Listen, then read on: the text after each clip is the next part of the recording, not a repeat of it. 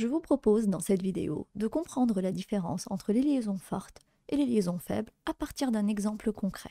Eh bien, nous allons classer les substances suivantes selon l'ordre croissant de leur température de fusion. Vous l'aurez compris, la température de fusion est directement liée à la nature et à la force d'une liaison.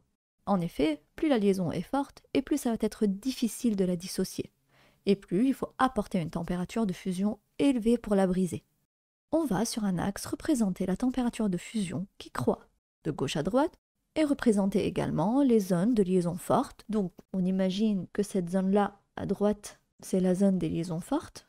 On mettra à gauche les liaisons faibles qui nécessiteraient une température de fusion beaucoup moins élevée que pour la dissociation des liaisons fortes. Les liaisons covalentes sont des liaisons fortes qui résultent de la mise en commun d'un électron entre deux atomes.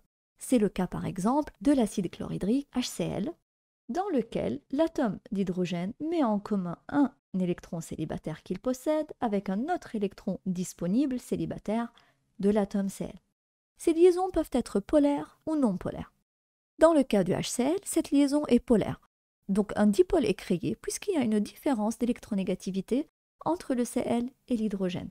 Donc l'électronégativité du Cl est supérieure à celle de l'hydrogène. Le Cl est considéré comme un atome très électronégatif.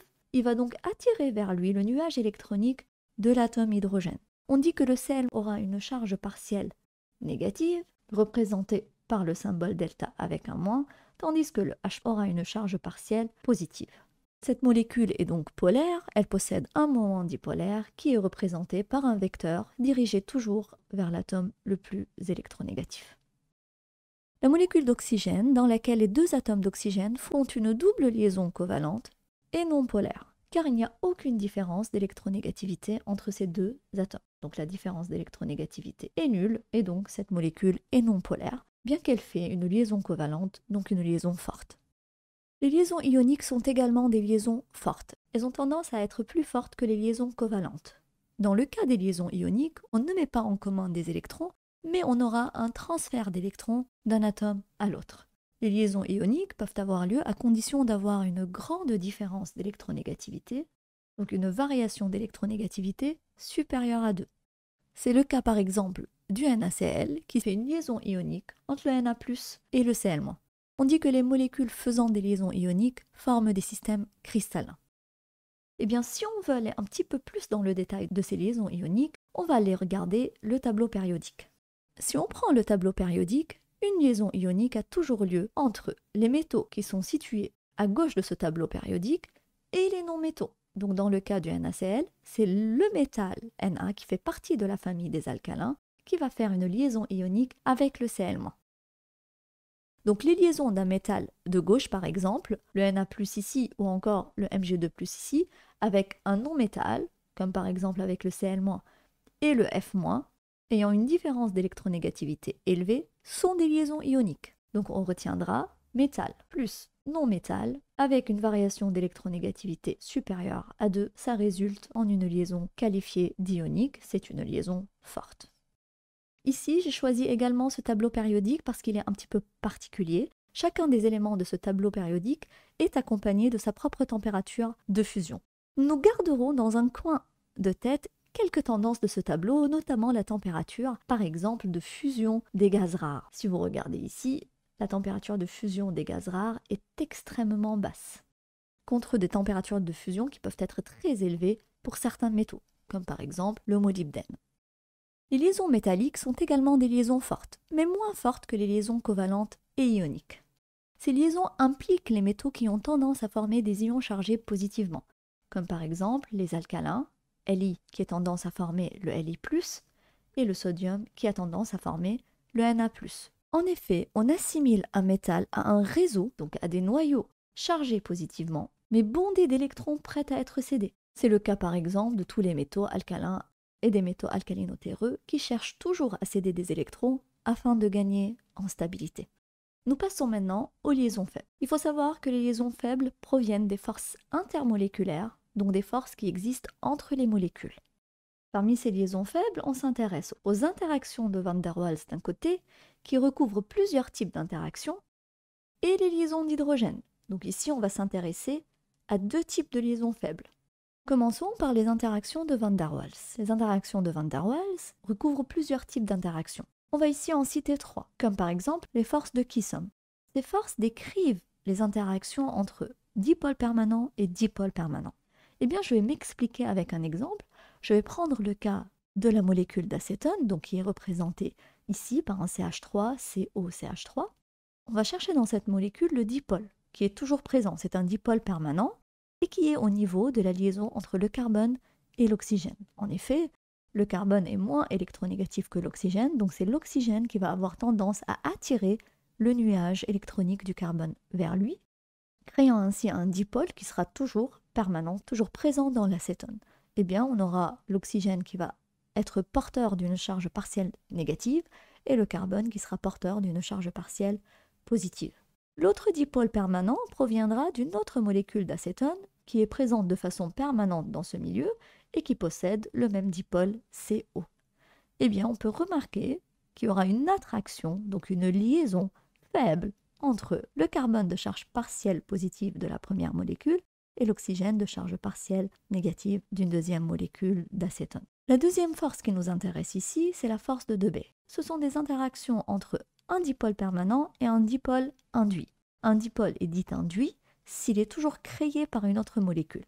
Afin de comprendre, nous allons prendre ici également un exemple, c'est celui de la molécule de HCl. Donc l'acide chlorhydrique est une molécule polaire, donc c'est un dipôle permanent qui constitue cette molécule entre l'hydrogène et le Cl. Donc le Cl attire vers lui la charge électronique, donc le nuage électronique de l'atome d'hydrogène. Ce dipôle, il ira déstabiliser une autre molécule.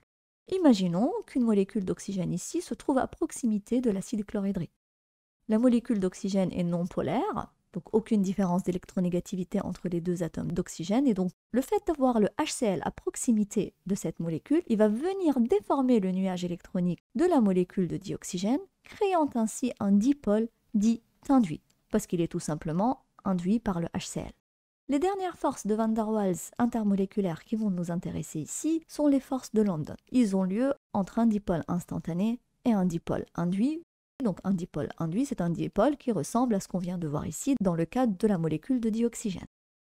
Le dipôle instantané est tout simplement créé par l'atome lui-même. On va imaginer un noyau autour duquel gravite un nuage électronique.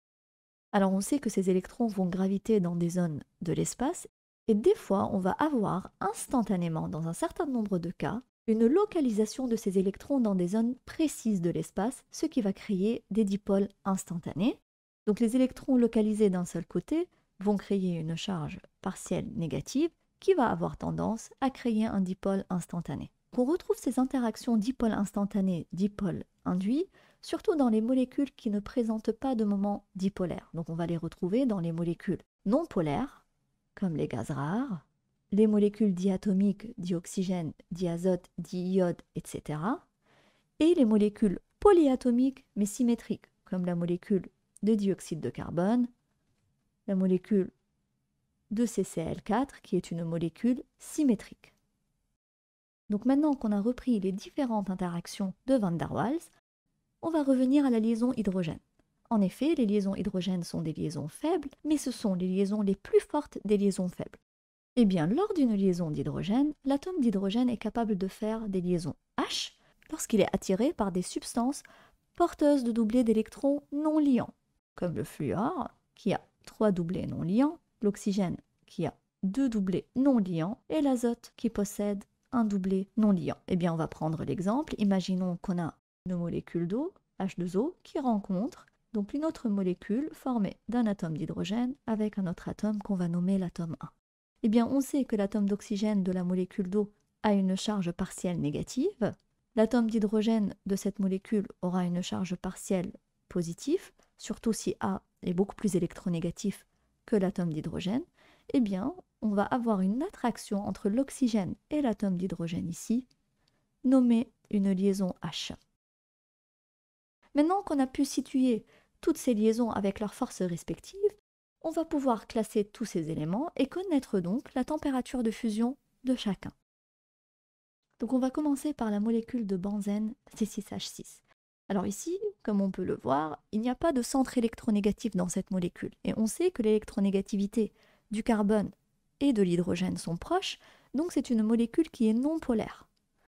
Elle pourra participer à des liaisons qui sont faibles, des liaisons intermoléculaires, donc dites faibles, et notamment des liaisons de London qui concernent des molécules polyatomiques symétriques. C'est le cas du C6H6. Donc on va mettre le C6H6 dans le cadre des interactions faibles moléculaires de van der Waals.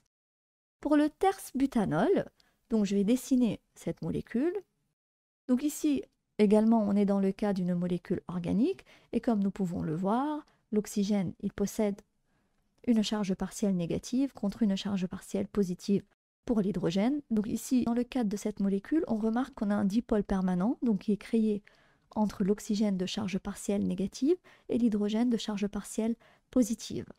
Donc ce dipôle, il peut bien évidemment participer à des interactions de van der Waals, mais aussi nous pouvons avoir dans un milieu aqueux une liaison hydrogène qui se forme avec des hydrogènes qui peuvent être présents dans le milieu. Donc cette molécule peut faire des liaisons H et ainsi elle va avoir une température de fusion beaucoup plus élevée que le C6H6. Je vais la mettre en deuxième. L'oxyde de calcium CaO est une molécule qui vient d'une liaison entre le calcium et l'oxygène. Eh bien, on sait que le calcium, c'est un métal. L'oxygène, quant à lui, est un non-métal, mais il est très électronégatif. Donc, la différence d'électronégativité entre le calcium et l'oxygène est très élevée.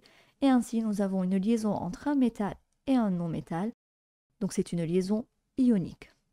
Donc, on va mettre le CaO dans la zone des liaisons ioniques, donc dans la zone des liaisons fortes. En ce qui concerne le fluorure de sodium NaF, eh bien c'est une simple liaison entre le sodium et le fluor. Donc le sodium est un métal, le fluor est un non-métal très électronégatif, donc également ici on a une variation d'électronégativité qui est élevée, et donc on est dans le cadre d'une liaison ionique. Mais entre le CaO et le NaF, il faut qu'on sache laquelle de ces deux molécules a la température de fusion la plus élevée. Eh bien, ce qui va être déterminant dans cette température de fusion, ce sont les charges partielles portées par l'oxygène. Donc ici, l'oxygène, il attire vers lui le nuage électronique du calcium et il va avoir une double charge partielle négative provenant de cette double liaison. La même chose pour le Ca, il va avoir une double charge positive, contrairement au sodium qui va avoir une simple charge partielle positive et le fluor une charge partielle négative suite à l'attraction du nuage électronique du sodium. Donc une double liaison est toujours beaucoup plus difficile à briser qu'une simple liaison. Donc la température de fusion de CaO est supérieure à la température de fusion du NaF. Donc je vais mettre le NaF avant le CaO.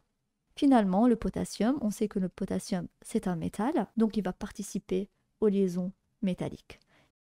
Et ainsi j'ai toutes mes substances dans l'ordre de température de fusion croissant. Eh bien, je vais avoir en premier le C6H6 qui va avoir une température de fusion inférieure au CH3, COH, qui va avoir une température de fusion inférieure au potassium, qui va avoir une température de fusion inférieure à NaF, qui va avoir une température de fusion inférieure à CaO. Donc, c'est l'oxyde de calcium qui va nécessiter la température de fusion la plus élevée pour pouvoir briser sa liaison.